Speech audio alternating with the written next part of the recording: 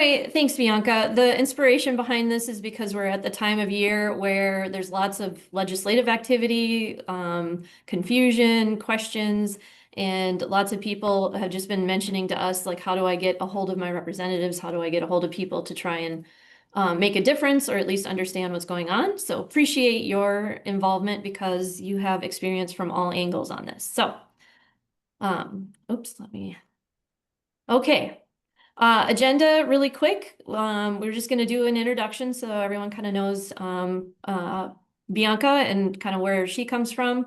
And then advocacy, how a bill becomes law, which is just great. I always learn something along that journey. And talk about some tips and takeaways for connecting with your representative. And then a couple scenarios and then some questions. So, Bianca, tell us about yourself. Yeah, hi, thanks for having me. So I'm Representative Bianca Vernig, and I represent 52B, which is Eagan, Mendota Heights, and Mendota. I won in a special election a year ago. So I Cool. served half of the last biennium, um, and so the second half of the last biennium, and then was reelected and now serving this biennium.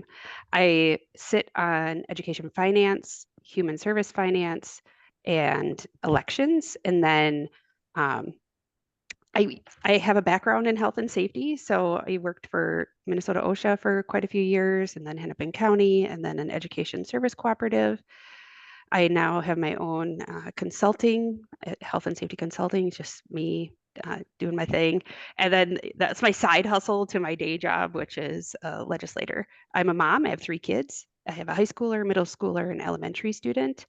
And I also was on the school board in Rosemont, Apple Valley, Eagan, so ISD 196. And I served, or was elected in 2021 in the pandemic. And then from there, was asked to run for this seat, which I do not have a background in politics. I didn't know how you pass a bill when I got elected, so I had to learn all of that last year.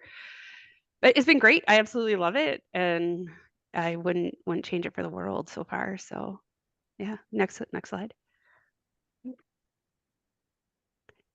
All right. So how do you connect with your electeds and who are they? And I think it's really important to think about what is it that you're trying to do, whether it's influence state legislation or local stuff. For example, your city council, some people advocate for parks in their cities. They want more accessible parks, or through your county, through your school board, soil and water. There's hospital districts as well up north. I learned about that with boards that are elected. There's a lot of different ways to engage your elected officials, whether it's school board members, city council. There's official ways and then there's unofficial ways. And I thought I would cover both of those because maybe the unofficial ways sometimes are more impactful than the official ways. So officially, you can request a one-on-one meeting with your elected official. It's a little bit harder with school board. So with school board, um, I think you're that you don't do as many one-on-one meetings as maybe phone calls or emails. Um, but as a state official, I do a lot of one-on-one meetings with people, whether that's at the Capitol or in my office. We actually have cubes right now, or in the community. I like to meet with people at the local coffee shop, or sometimes they'll have me come see their location. They'll give a tour, so I'll go look at their business and get a tour, and then we'll talk about the challenges they face. And then there's a lot of days on the Hill. And I currently have a couple of interns, and the one intern said, you seem busy a lot. And I said, I think every day I could have something on my calendar. And it's really hard to decide, what am I going to do or not do. A lot of that is driven by my kids. So if there's a track meet or a band concert, then I'm being a parent and not a legislator. So days on the Hill, there's facility days on the Hill, nursing days on the Hill, education days on the Hill, literacy days on the Hill, AFSCME, MAPE, every union has their day on the Hill. And a lot of times people will schedule with their representative when they're doing the Day on the Hill event. And then there's the personalized emails. So we get a lot of, I have a very active Senate district. I think we're at almost 1,000 emails already. And people will send a personalized email about an issue, or they'll send a canned email. And the canned emails get a little less play than the personal email. So if you want to reach out to somebody, I think one of the best ways to just try to schedule a one-on-one meeting or to send a personal email. Those really do get read and they get logged. So in the House DFL, we log all of the emails, whether they're canned or personal, so we can see and run data on what is coming in. So what are my constituents really concerned about? And then some people send flyers, and I'll be honest, you get the flyer, you kind of look at it, and then it goes into the recycling. Um, Unofficially, there's some really great ways to get involved as well with your representative, and that could be through advocacy work, um, through mutual organizations. Uh, I think another great example is getting involved with your Senate district or things that you really value. So for me, I am a member of MASMIS, the school facilities folks. I go to the annual conference. Um, I tour schools, members invite me out, they call me with questions. And then, you might go to a monthly meeting and hear about the concerns there. There's just a lot of different ways, but if you can get in front of or time with a representative, like actual one-on-one time, that to me seems to be the most impactful. So if you want to go to the next slide. Can you hear me? Mm-hmm. Okay, I do have a couple questions on Oh, this that sure. we kind of get asked. And so how do I learn who, like, how do you learn who your representative, the Yeah, appropriate yeah, yeah. person is? School board might be a little easier because you can Google it on your school website. Mm-hmm. But can you talk a little bit about someone trying to navigate if there's something going on in their community, their city, their county? Like, what's the best way to find who the appropriate person is? And is there someone you can ask or? Yeah. So if you go to the Secretary of State's website, there's a section that's like, under elections, who represents me? Um, and you can put in your address, and that'll tell you what I'm trying to find it. That'll tell you who the various representatives are for you. So it'll even tell you your county commissioner, which district you're in. Um, and then this might seem, but ChatGPT sometimes is a pretty good resource. So if you go like, hey, who's the soil and water person for Egan? And I live in, this is my address. It can spit that out for you usually pretty Okay, well. Um, yeah, the Secretary of State's website, if you okay. navigate through there. Yeah, we can include that in a kind of a follow-up too. That's great. And then how do you know like the correct person? So if you're looking at your county commissioners and it's your person that you're represented, are those usually the person you would start with for whatever your question is, and they would maybe direct you to a different appropriate person Yeah. if So you're not yeah, quite sure?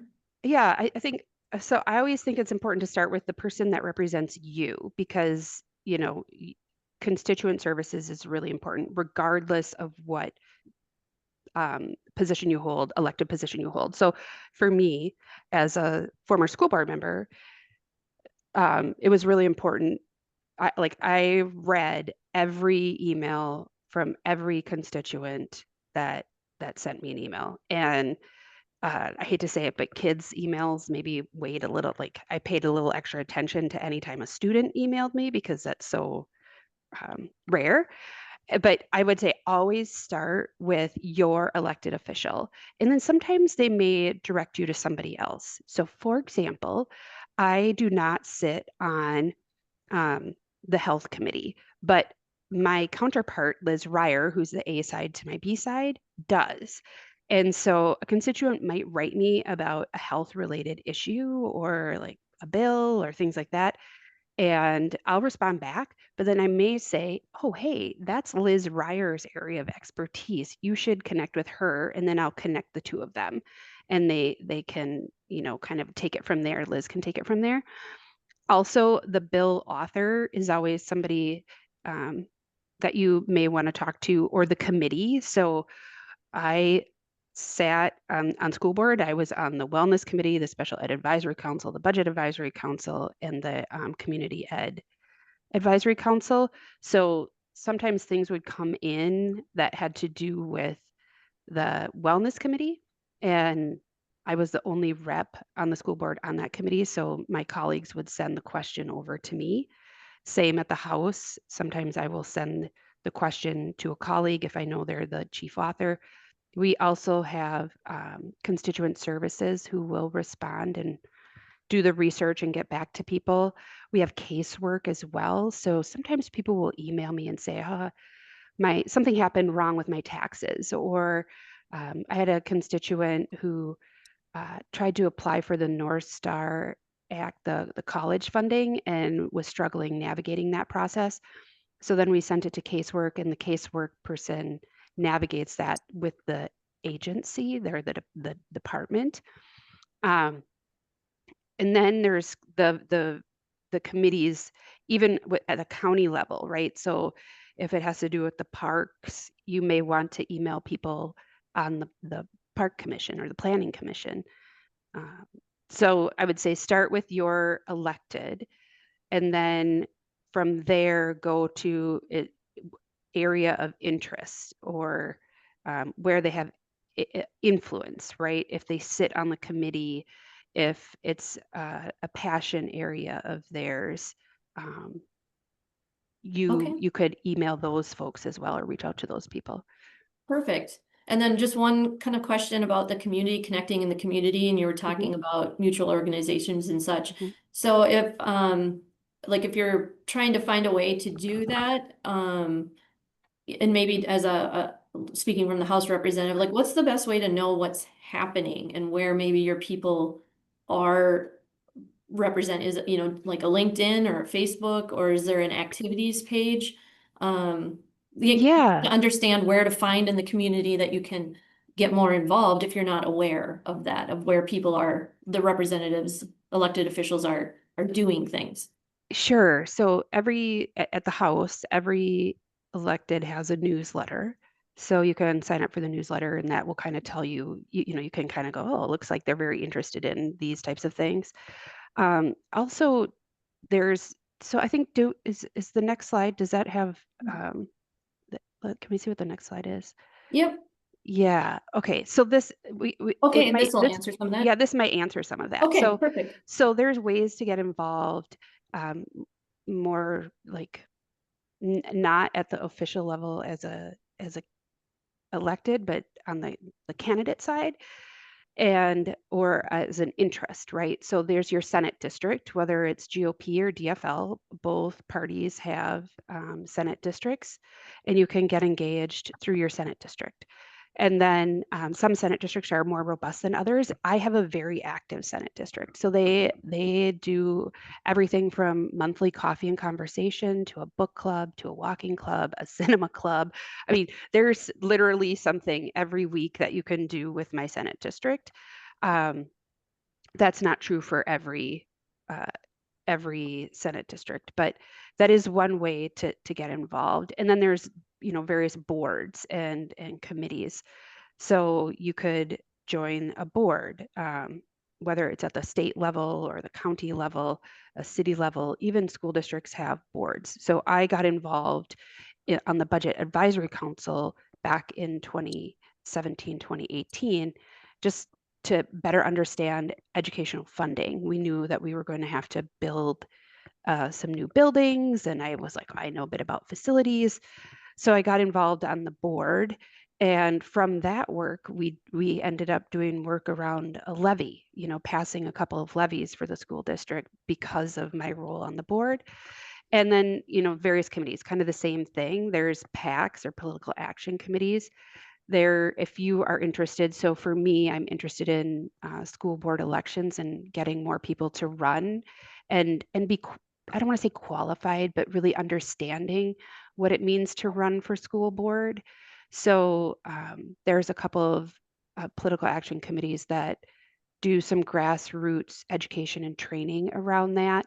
Same with trade groups, unions, you can get involved in those things. They almost always have a legislative platform. So you can look at like MNA, the Minnesota Nurses Association. They have a legislative platform that's generally public that you can read and go, okay, these are things that I value or I can help support. And you can reach out and say, hey, maybe I can do phone calls around this effort, or um, that same with the professional affiliations. And so chambers of commerce or Rotary clubs, right? They sometimes have, like our Dakota County Regional Chamber of Commerce has a legislative platform, and people will reach out and lobby and work on behalf of elements of that platform. Even if you don't agree with everything on the platform, but there's elements that you can support, people will volunteer their time or reach out and say, hey, I really don't want you to support this HOA legislation, and here's why. League of Women Voters, and then like Isaiah, and there's a bunch of different organizations like that that are focused on, say, housing or food insecurities, healthcare. So advocacy groups working really hard. Moms Demand Action is another one that I can think of. And then volunteering. So you can, as I mentioned, help, say, pass a levy. Um, that can be anything from lending your creative talents to uh, creating a flyer or a postcard that goes out, or social media, or making phone calls. I can remember when I was younger, my stepmom was the director of special ed at a school district, and they were trying to pass a levy. And we basically spent one night just stuffing envelopes, because they were sending out mailers to people. And you can help a candidate. So candidates obviously need help. You find somebody that you like, and there's a lot of different ways to get involved, whether it's formally as a campaign manager, finance, um, even just door knocking.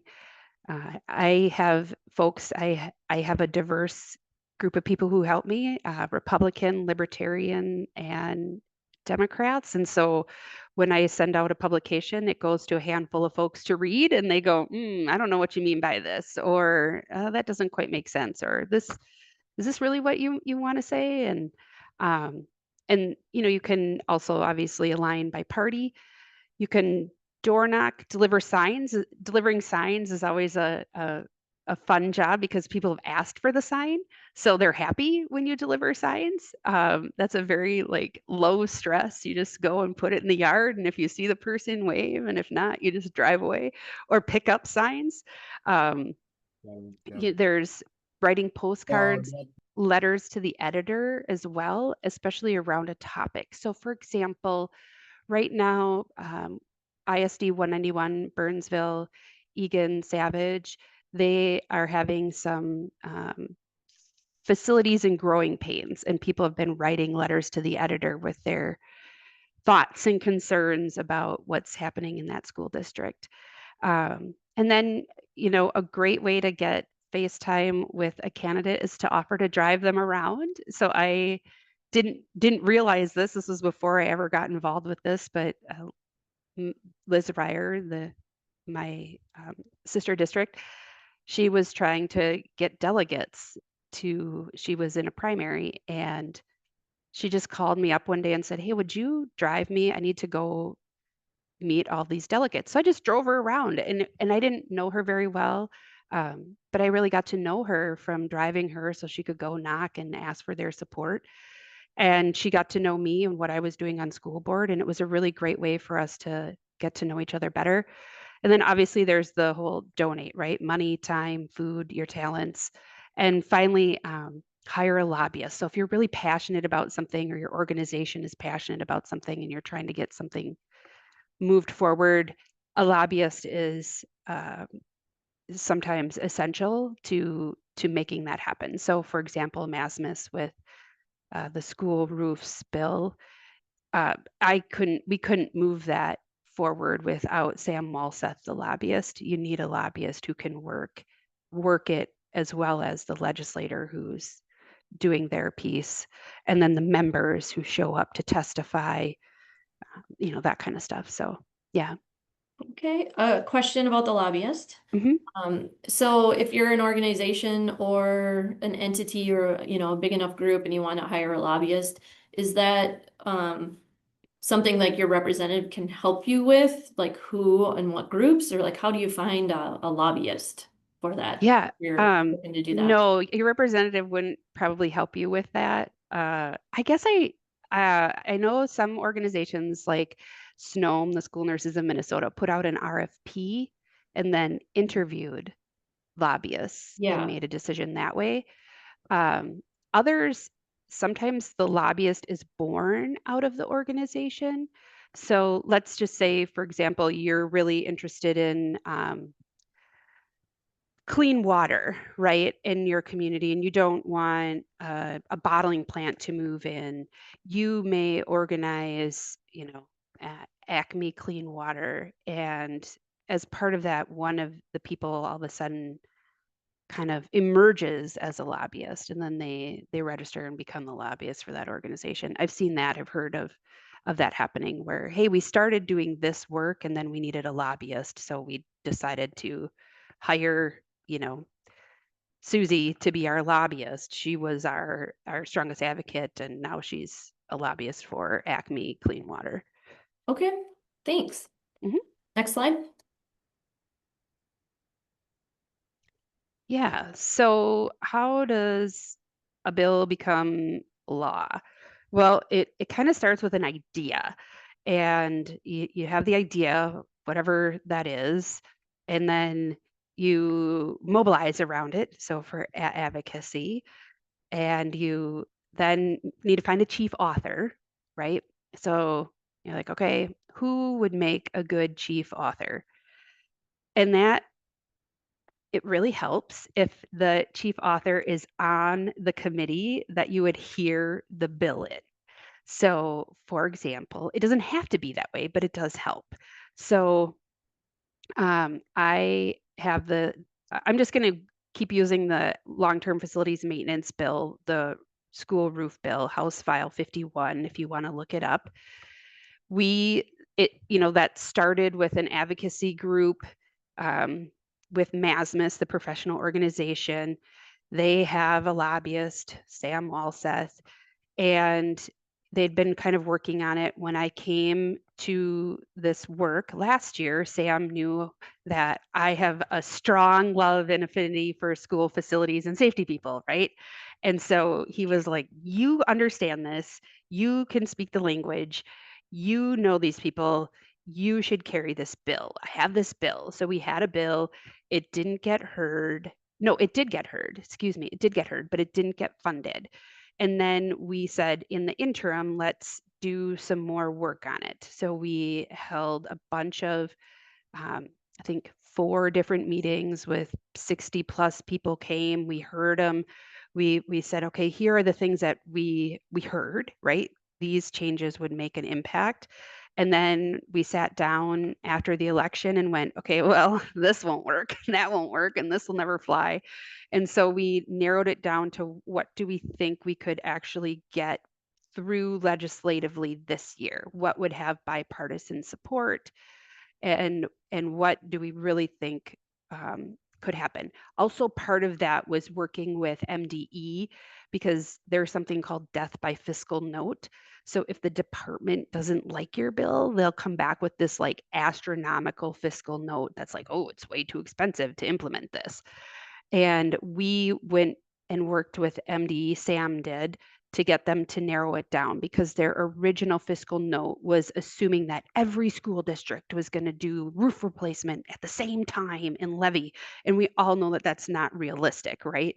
So we whittled it down to what was a more realistic budget levy target. And, um, I think that helped us get a bill hearing this year. So you for the advocacy group, you might say, okay, well, who's really passionate about the environment? I had a group approach me to do something on the environment, and I was like, I get it. I understand it. I'm not on that committee. It's not an area that I have, any expertise in. And then I gave them two other people, and one of those people is carrying the bill, somebody who is very passionate about the environment, who really understands that better. So once you have your chief author, then you go through the uh, the language process, right? So what is the bill language? What does that look like? You work with the revisor's office and nonpartisan staff to get it written, and that can be a couple of meetings back and forth. Sometimes it's very basic. So I have a bill that will allow school districts, it was heard. I had an epinephrine bill last year, and this year I have another epinephrine bill for schools. Last year's bill allowed the LPN to administer an epinephrine injector without having to call the LSN. This year, the statute is all written as epinephrine injectors, but we now have nasal. So schools can't stock the nasal version because the standard says epinephrine injector. So we're changing it to say, FDA approved single dose pre-measured epinephrine. So that way in the future, if it comes in, say, dissolvable under the tongue version, we don't have to go back and change the law again. If we're just saying some sort of FDA approved pre-measured single dose epinephrine, schools can stock that. And we went a little back and forth with the revisor's office on what should that language look like. The department weighed in, they agreed to the language, and then we dropped a bill.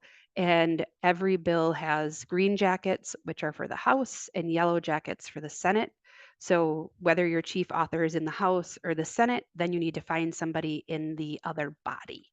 And for me, I know if it's health related, Liz Bolden is usually a good person to send that over to or reach out and say, hey, Liz, would you be willing to take this bill that I have around epinephrine? And she's like, oh, yeah, that's great. I'll take it.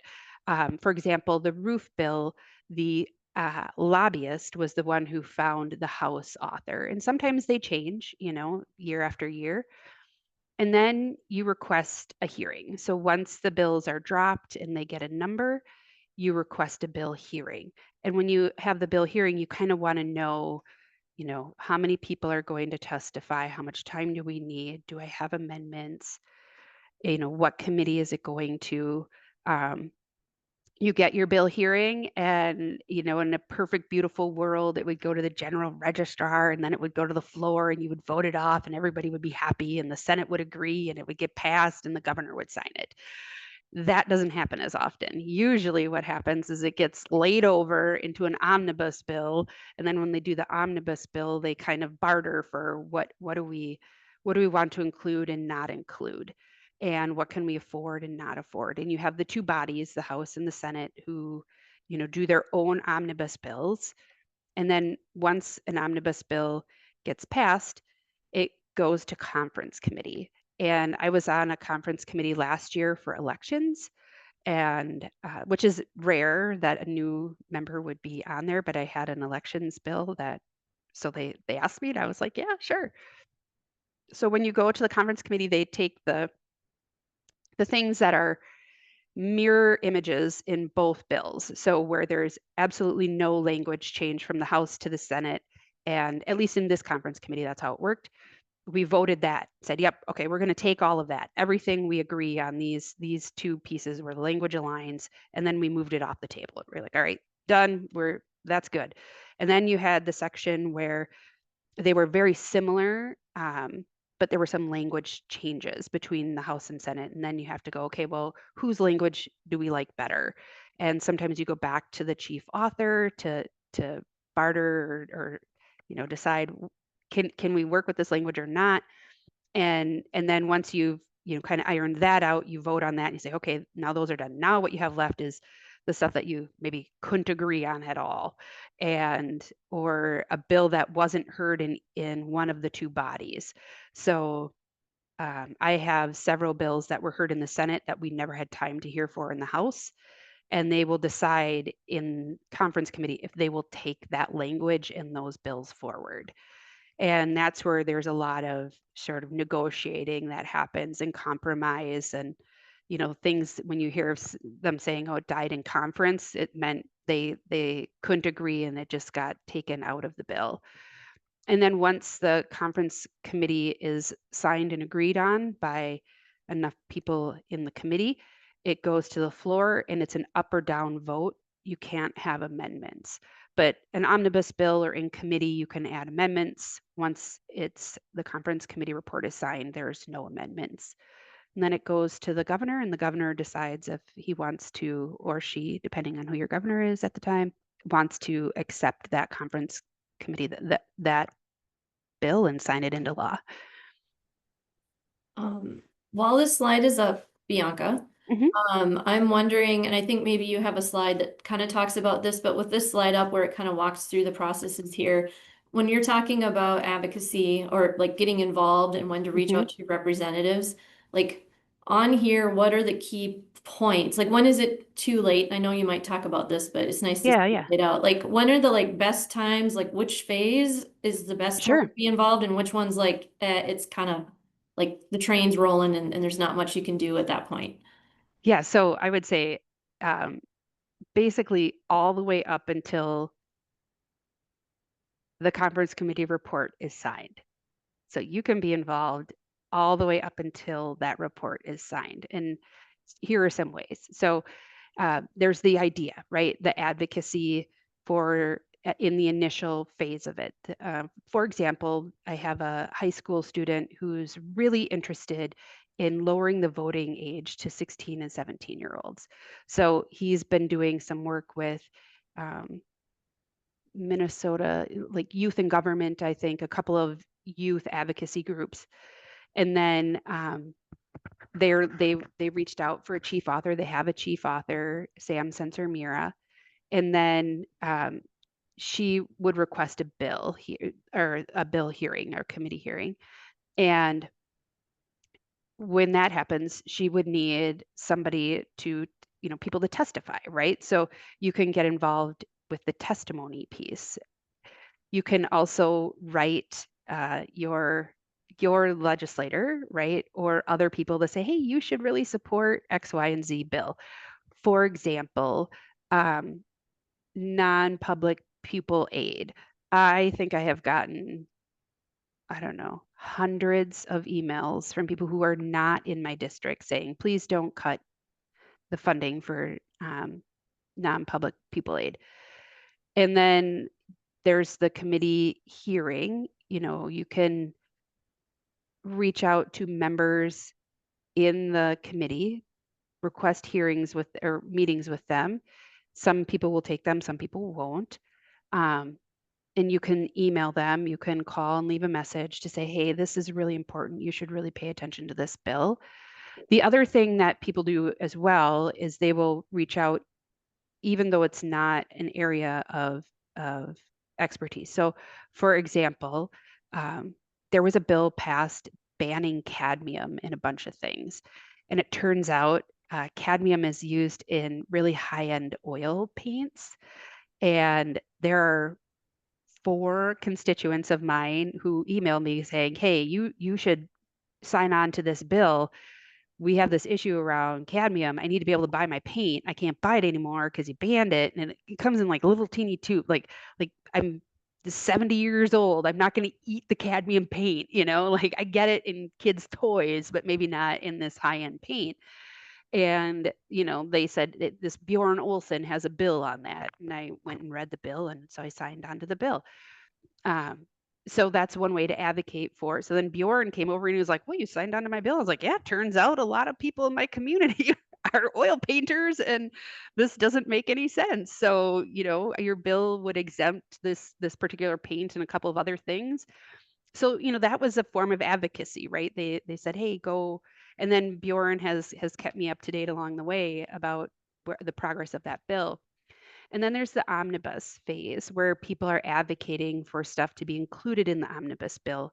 For example, today I just got somebody messaging me who said, I really hope that they include the roofs in the omnibus bill because the ed finance bill is not done. Um, and then I know that they're messaging the chairs of the ed finance committee saying, hey, please include the roof bill. We really, really need our roofs to be fixed. And then last year in conference committee, people were still sending us stuff saying, please don't let this get dropped in committee. This is really important. Please make sure this happens in the conference committee report. You know, hey, you didn't hear this in the House, but they heard it in the Senate, and this is why this is important. So people advocated all the way until the very bitter end.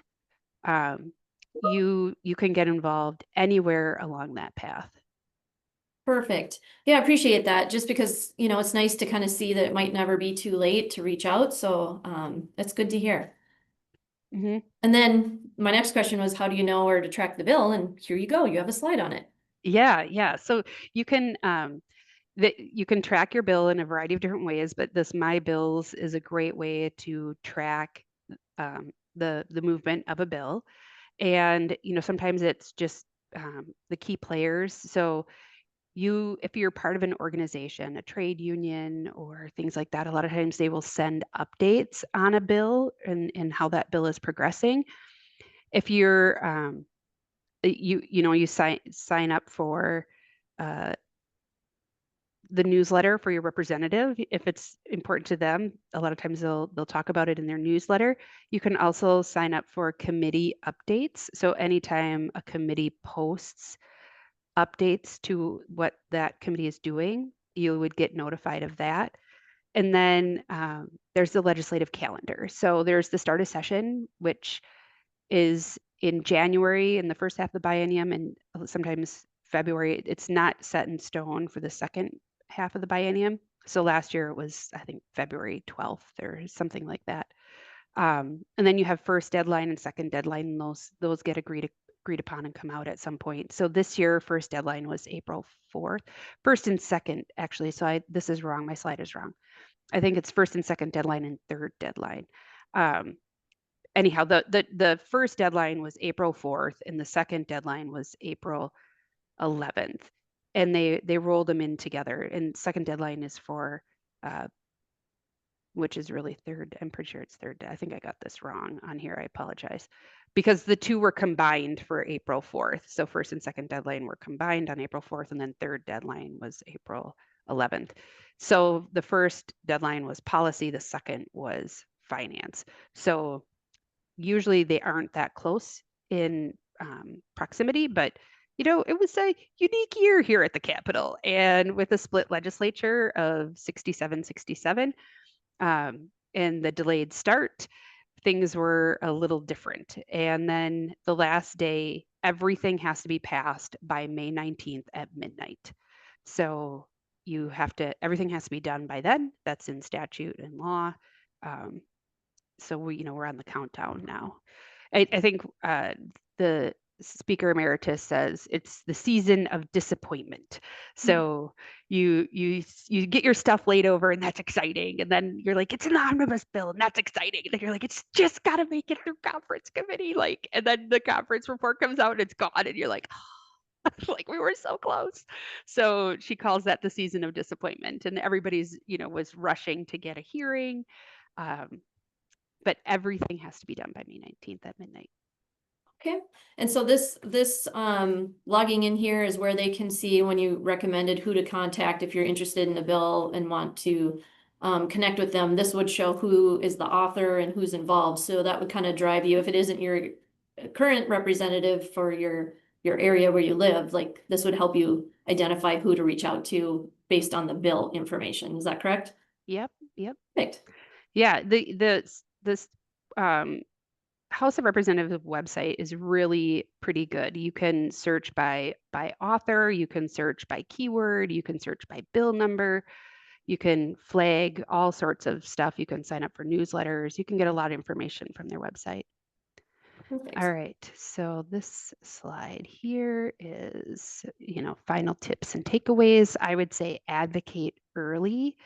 So somebody once told me, this is why there's this little picture of a boat, that legislation is really about building a boat and hoping to one day have the wind catch your sails. So you're constantly building your boat and working on it and refining it and making it better. And then hopefully one day the wind will catch your sails and you can just move through the process and it can become law. So advocate early. It takes years of work. A bill that I did last year in elections around for school board elections, they said they had been working on it for 10 years. And the only reason why it got a hearing was because in the past, there hasn't been somebody who understood school board elections like I do. As somebody who ran in one, it kind of intimately, and they were like, "Hey, you're now our new school board elections expert." And the MSBA was thrilled. They said, "We've been working on this for 10 years and couldn't get any traction. It just happened to be the right time with the right chief author to move that forward." And then knowing when the time is right. So it can take years, right? This year, the time wasn't right for a lot of things. Everything has to be bipartisan this year. So there are things that people worked on that they knew would not be bipartisan that they probably didn't drop or put as much effort into. Um, Also knowing when you can jump in on something and be like, oh, hey, this might be the perfect time to do this bill or to do this amendment on somebody else's bill. So that happens as well. Like I I haven't done any real amendments, but a bill might go through and you might say, hey, this, we'd always wanted to make this small change. Instead of doing a big bill on that, we could do an amendment on this other person's bill. And obviously you would work with the chief author to say, is this okay? Nobody wants an unfriendly amendment, but to do a friendly amendment with them. And then advocate often. Like I said, it really takes years to move things forward. Um, and then deadlines don't mean it's over. So as you heard me talk about in the previous slide, where you can really advocate all the way through until the conference committee report is signed. Just because the deadline has passed doesn't necessarily mean it's dead. Just because it didn't get heard in one body doesn't mean it's dead if it was heard in the other body. And then coalitions can really make a difference. So find people to help you build and row your boat.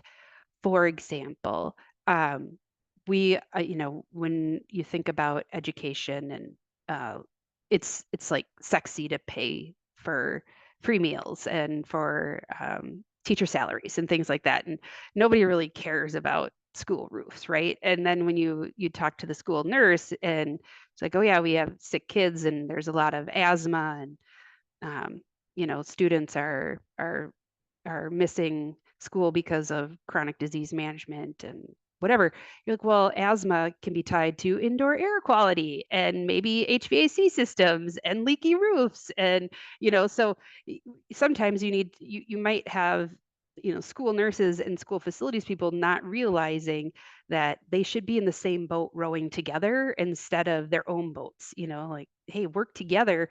You guys have some common um, goals, and where you can build coalitions, it can really make a difference. Sometimes things will come and you'll see, you're like, wait a minute, the chamber is in line with the Isaiah and this other group around whatever it is, and oh, that's an interesting coalition. How did they get there? We should probably look at this more closely. Oh, that's very cool, especially if you're trying to make something pass through to be able to look around and see who else might, basically what you're saying, who else might be an advocate for the same thing, even if it is not right in your exact zone. That's interesting. Yeah. And it's surprising how sometimes people don't recognize that they may be working towards the same goal Right. through different avenues. Very cool. All right. Okay. So then All the right. scenarios. Yeah. Yep, we had a couple scenarios. We got like 10 minutes left Yep. and yeah, go for it. So this was one which I sort of talked about earlier, lowering the voting age for local elections, not federal elections, but and not state. I think it's just local elections, school board, city council, county commissioners, things like that. And that came through Youth Voices. It was young people who brought it forward. They're looking to lower it to age 16 or 17. It has been done in other states. And so they started to advocate for this. And to do that, it would be a constitutional amendment. And that was one of the things when the young man approached me. I said, well, you have to understand it's going to be a constitutional amendment. And there's like 5 constitutional amendments already in the queue that people are, that they would hope to get happening along the way.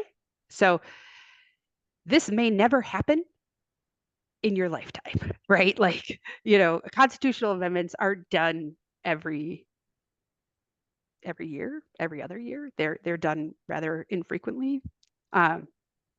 So know that, right? Just know where you are, know who you may be fighting against, right? So if you're going to do a constitutional amendment, there are people who have been waiting for their constitutional amendments for generations, right? And they've amassed a big following, and so sometimes there's a behemoth that you need to understand who's in the room, or what the landscape is.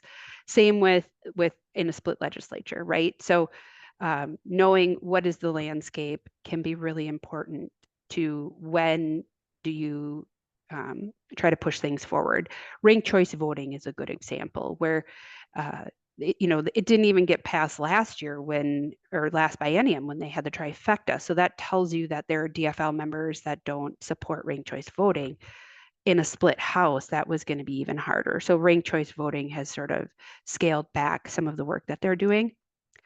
And then, garnering support, right? So for this group, with regards to the voting age, they are now trying to gather support for this work. So they are looking at other youth organizations, other elections folks, meeting with legislators. And then they put together a form letter to send out to both people who might be supportive of this legislation, and then to legislators. So, hey, this is what we think is really important.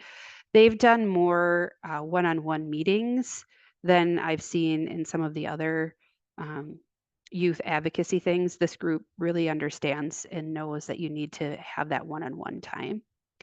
And then the next one is solar gardens. So this is one that I tried to think about outside of the state system. When I was on school board, there were a couple of things that we heard a lot from young people, and it was energy efficiency, right? So solar and electric buses.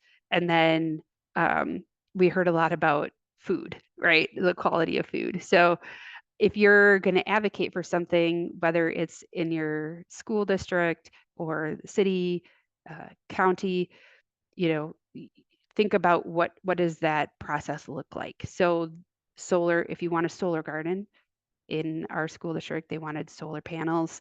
They came multiple years. We were doing a strategic plan at the time. Nowhere in the strategic plan did it address energy efficiency of any kind or sustainability.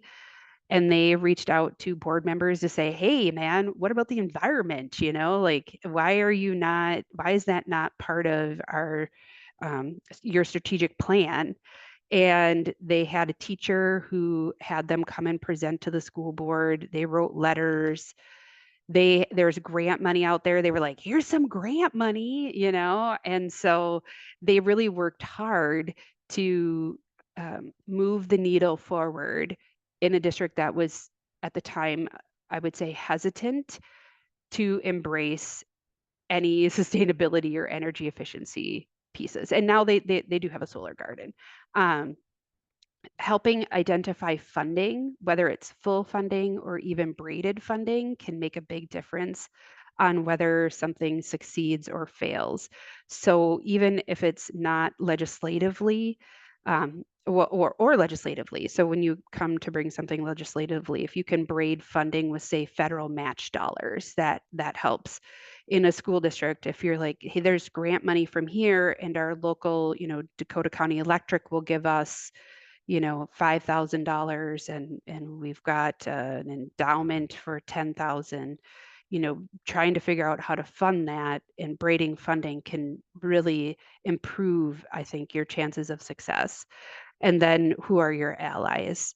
Again, it's all about coalition building, allyship, getting everybody in the same boat, rowing in the same direction, and then present your idea again and again and again and again, year after year, and keep moving forward.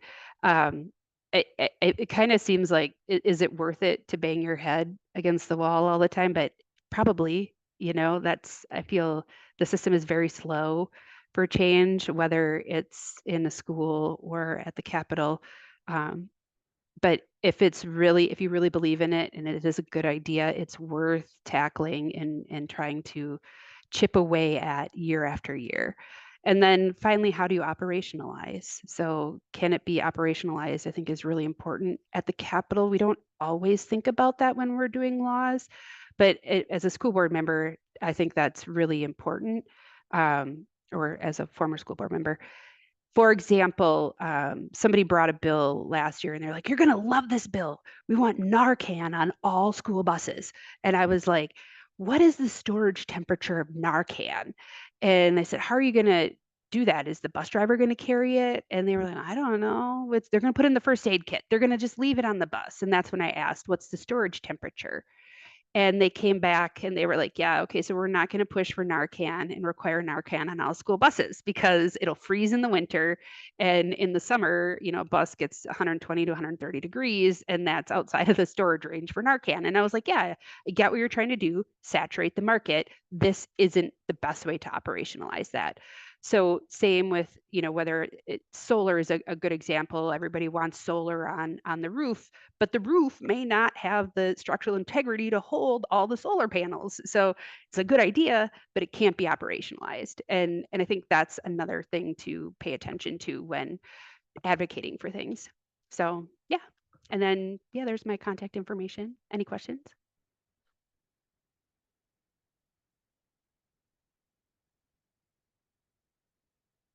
I see your mouth moving, but you're on mute. It's all right. Thanks. Yeah. Keeping it real. I love that. Yeah, so we will, this is being recorded, so we'll send it out to anyone if you popped on late or those that weren't able to make it but wanted to register. We'll still send this out Sure. with the contact information. And then, yeah, appreciate your time a ton. Yeah. Thank you very Yeah. much for taking time out of your busy floor day. Yeah. To do this. Anytime. Great input. I really appreciate your view from, parent to school board to House representative and advocate, definitely involved. So really appreciate it. Yeah, absolutely. Anytime. Yeah, and feel free to reach out if you ever have questions, or if anybody's like, "Hey, I just don't know how this works." I'm not always the right person to carry a bill or be a chief author, but I can always help try to, how do you move this forward, right? And maybe it's not a bill. So somebody brought something to me recently and I said, "This isn't a bill. We don't need a law for this. We just need the department to do the right thing. Like, why are we saying you should give this data out?